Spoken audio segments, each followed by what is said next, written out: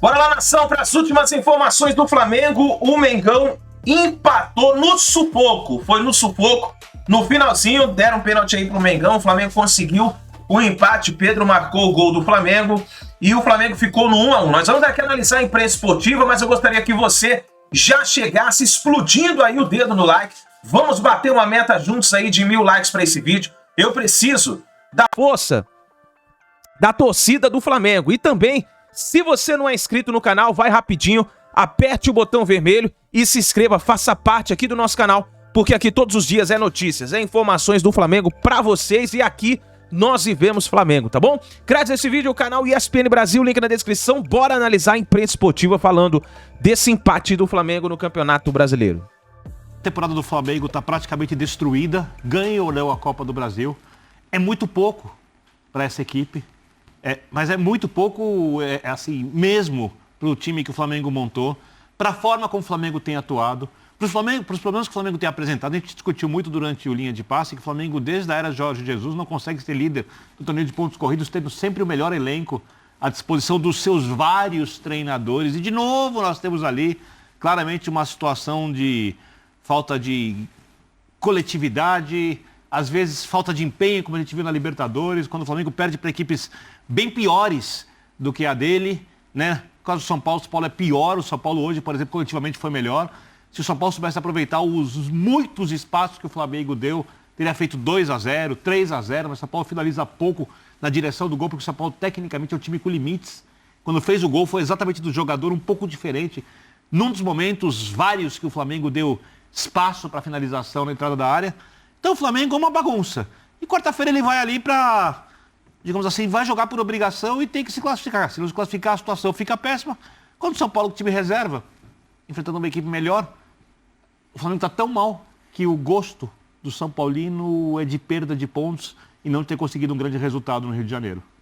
Principalmente por levar um gol nos acréscimos, naquele pênalti do jeito que foi. Né, Geode? Boa noite, tudo bem? Tudo bem, Abel? Boa noite para você, para os companheiros. Feliz Dia dos Pais, ou final de Dia dos Pais, para os pais da mesa e em casa também. Pois é, eu acho que assim, tem muito tema para a gente falar, né, envolvendo os jogos de hoje, porque é claro que os temas são ligados ao Campeonato Brasileiro, mas já são ligados também à rodada de quarta-feira na Copa do Brasil. Falando especificamente por hora de Flamengo e São Paulo, eu acho que assim, o que é muito grave não é só que o torcedor do Flamengo estava esperando uma resposta do time do ponto de vista da postura, do ponto de vista da atitude e do nível de atuação. Eu acho que na hora que você cai da Libertadores, mesmo o Botafogo tendo a vantagem que tem e o Flamengo tendo o elenco que tem, você tem que dizer, bom, então agora é de cabeça no Campeonato Brasileiro, é tudo para voltar à disputa do título nacional, por mais que o Botafogo não esteja dando chances aos seus concorrentes até aqui. Mas isso pode em algum momento passar a acontecer. E aí, quando você passa a jogar nesse contexto, contra o time reserva do São Paulo, e um time que acho que foi organizadíssimo, vamos falar muito hoje do time do São Paulo, mas contra o time reserva do São Paulo, no Maracanã, com apoio de mais de 60 mil torcedores.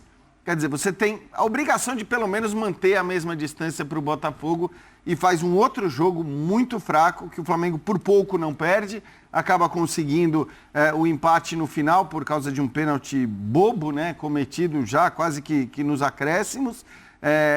Então acho que assim, a gente olhar para deméritos e méritos nesse jogo hoje é muito fácil. E é claro que tem muito mais mérito do São Paulo, tem muito mais demérito do Flamengo, que tem as duas coisas, mas você quase não acha méritos do Flamengo ou qualidades do Flamengo nesse jogo. E do São Paulo você pode até achar falhas, problemas e tal, mas era um time reserva. A gente tem que considerar isso também. Então eu acho que é muito grave para o Flamengo por alijá-lo ainda mais ou por afastá-lo ainda mais da liderança do Campeonato Brasileiro, por não ter dado a resposta que o torcedor estava esperando. E para o São Paulo, a verdade é que assim, a cada jogo, né, e por mais que tenha passado aí uns jogos sem vencer e tudo mais, a cada jogo, olhando para o contexto, e o contexto de hoje era um São Paulo com time reserva, eu acho que o torcedor são paulino acredita cada vez mais na capacidade, na possibilidade da virada na quarta-feira. A gente vai falar disso também usando alguns elementos da partida de hoje. Só para fazer uma correção, desde o Rogério Ceni, desde a primeira rodada de 2021 que o Flamengo não lidera os pontos corridos. Perfeito. Foi Jorge Jesus a Rogério Ceni. Sim. André Kfouri também conosco no Linha de Passe. Tudo bem, André? Boa noite. Abel. Boa noite, amigos. Boa noite a todos em casa. O gol que o Lucas marcou, o gol de São Paulo, no primeiro tempo, que o Vitor bem descreveu agora como obra de um jogador que é diferente, numa equipe que ainda está tentando encontrar, né, o seu melhor momento do ponto de vista coletivo para fazer gols, né, para completar as jogadas, ilustra por um outro ângulo o que o momento do Flamengo tem de ruim, de permissivo sem a bola, uma equipe que às vezes parece se desconectar completamente do que está acontecendo em campo. Então, eu não quero com isso fazer qualquer crítica ou reparo à jogada do gol do Lucas, mas a falta de medo, digamos assim, de que o Lucas faça um gol, ou a falta de preocupação em impedir que o Lucas fizesse um gol, essas coisas são flagrantes na jogada, no comportamento de vários jogadores do Flamengo ali. E é claro, né, a gente está falando de uma eliminação muito traumática na Libertadores, o primeiro jogo depois disso, havia várias histórias relacionadas a como a torcida do Flamengo e os jogadores receberiam o ex-treinador, o Dorival Júnior, né, nesse reencontro, e ele foi tratado com extremo carinho pelos jogadores, por quase todos ali. Eu, obviamente, não estava lá e não sei como a torcida o tratou, se houve algum tipo de manifestação. A televisão mostrou, no momento em que os jogadores do Flamengo abraçavam o Dorival, o Sampaoli meio sozinho, mas isso pode ser uma coisa do ângulo de câmera, né? Uma coisa um pouco diferente do que é, de fato, a realidade ali. Mas havia todas essas questões em relação ao jogo, o ambiente, como a torcida do Flamengo ia tratar o time. É uma espécie de... É uma ressaca ao contrário, né?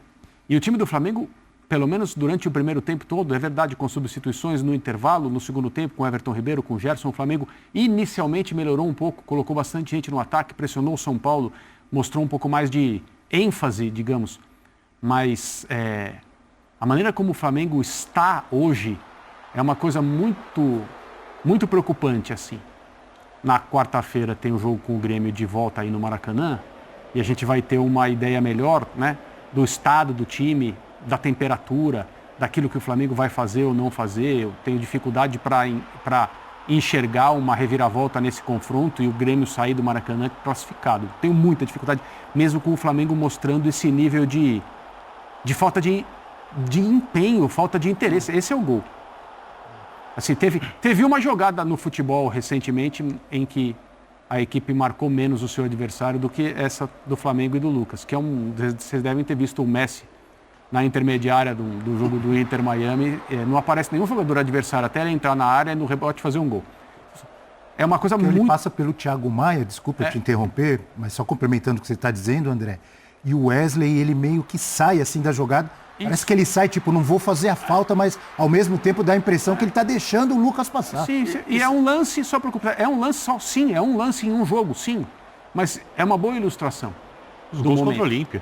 Então, mas sabe o que é maluco? Partindo também do jogo contra o Olímpia, é que assim, acho que na hora que a gente vê as mudanças feitas na escalação, né? Eu estou falando do Ayrton no lugar do Felipe, mas eu estou falando principalmente na entrada do Alan no lugar do Gerson, na saída do Everton Ribeiro para a entrada do Vitor Hugo. Na hora que a gente vê essas mudanças, a gente entende as mudanças.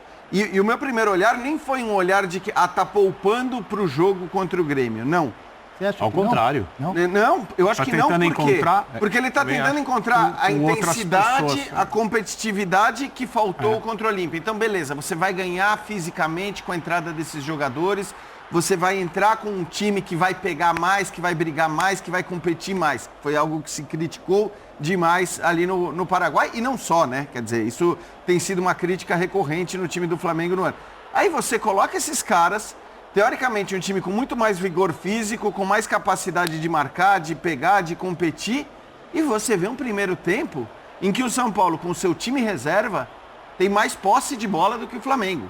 O São Paulo teve mais posse de bola que o Flamengo no primeiro tempo, sendo que o Flamengo reforçou a intensidade física do time, né? Reforçou a capacidade de pegada dos seus jogadores. Então é um problema realmente que, não vou dizer que parece insolúvel, mas é um problema que o São Paulo não tem conseguido resolver, mesmo com a mudança dessas peças, porque muito se falou, os caras não pegam, o Gerson com o quarteto é muito difícil, porque aí falta realmente marcação, falta pegada. Aí você muda não só essa peça, como você tira o Everton Ribeiro para colocar o Vitor Hugo, que é um garoto com muito mais juventude, e o que se vê é um São Paulo, acho que bem melhor para mim no primeiro tempo, apesar das finalizações do Flamengo terem sido maiores. Sim. E a gente tem que lembrar, era o São Paulo reserva. Quer dizer, não estamos tirando com tudo isso o mérito do São Paulo, mas era o São Paulo reserva.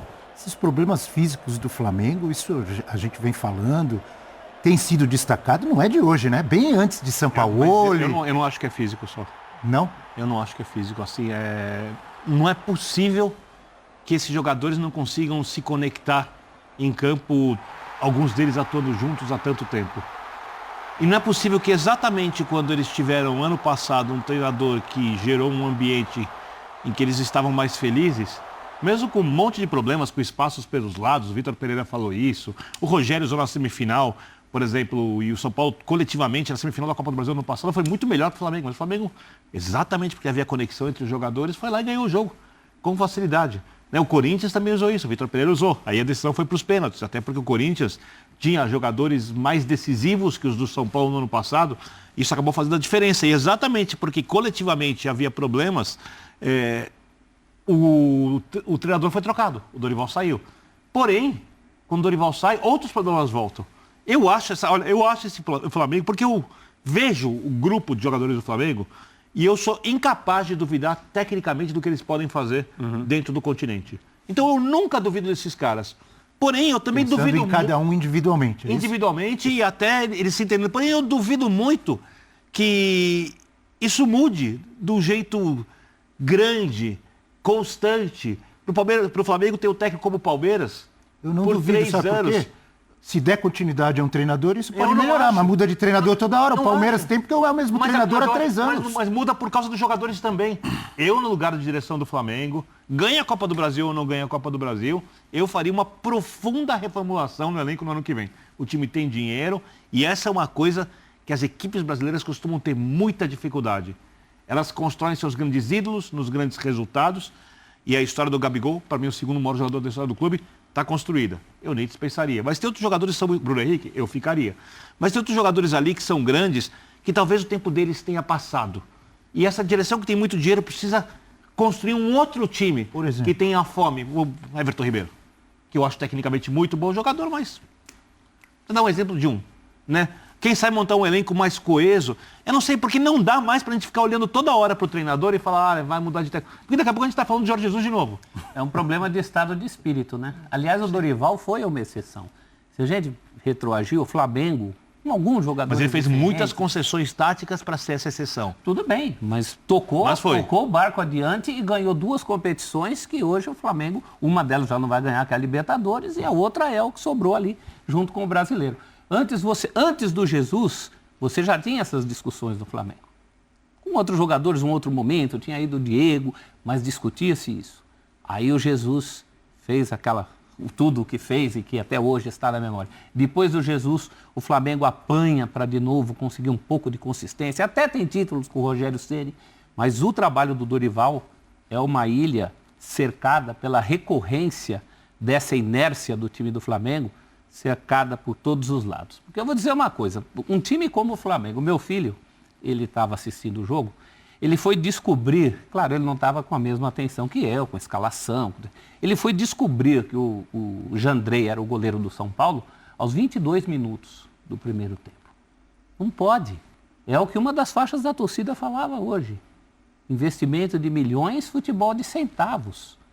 Então, talvez essa reformulação a qual o Birner se referiu, ela já esteja até tardia. Eu acho que os títulos com o Dorival e o que aconteceu com o Dorival retardaram essa reformulação. É um problema de estado de espírito, gente. Não é de pessoas, tanto que muitos desses jogadores, talvez alguns deles não, Felipe Luiz, por exemplo, eu já não enxergo mais ele como um lateral de uma linha de 4 com nenhuma outra camisa. Mas é uma questão física, né? Esse é uma questão física, uma questão mas específica. É uma exceção. O resto, o Flamengo tem que mexer na alma. Tem que mexer na alma desse elenco. Isso está claro. Está fazendo hora extra. A propósito, em cima disso que vocês disseram, Birner e professor, a gente tem vaias para alguns jogadores. Antes da partida, quando os jogadores são anunciados, alguns deles não foram muito bem recebidos ali pela torcida do Flamengo ou por parte da torcida. Vai em aquecimento. Vamos acompanhar? Vamos acompanhar? A gente tem isso aí. Vamos ver. 43, Wesley. 15, Fabrício Bruno. 4, Léo Pereira. 6, Ayrton Lucas. 21, Alan. 8, Thiago Maia. 14, Arrascaeta. 29, Vitor Hugo. 27, Henrique. 10, Gabi.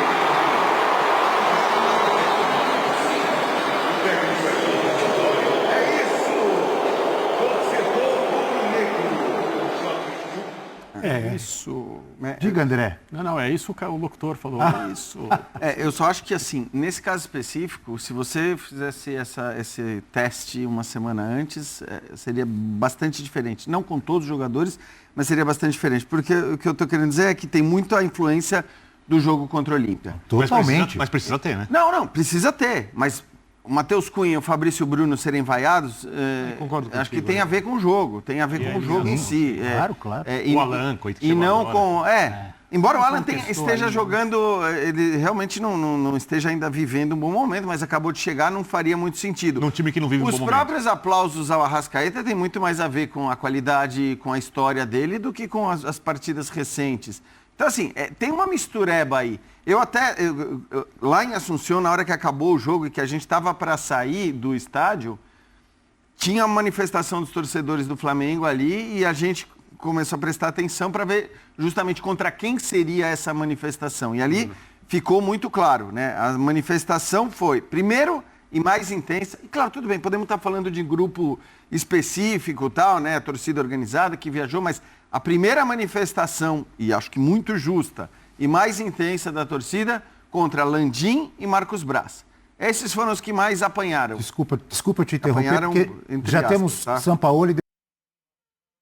É isso aí, nação. Tá aí então as últimas informações do Flamengo. Tá aí, o Flamengo empatou, né, com o São Paulo por 1-1 com o gol do Pedro. E, meu amigo, foi no sufoco. Quero ver quarta-feira o que vai acontecer na partida contra o Grêmio. Porque hoje nós vimos no início do jogo um time totalmente sem vontade. Vimos aí o protesto da torcida do Flamengo. É complicado. Eu gostaria da sua opinião, torcedor. Escreva nos comentários pra você o que precisa ser feito pro Flamengo sair desta situação. Deixa o like, compartilhe o vídeo e a gente se vê daqui a pouquinho no próximo vídeo.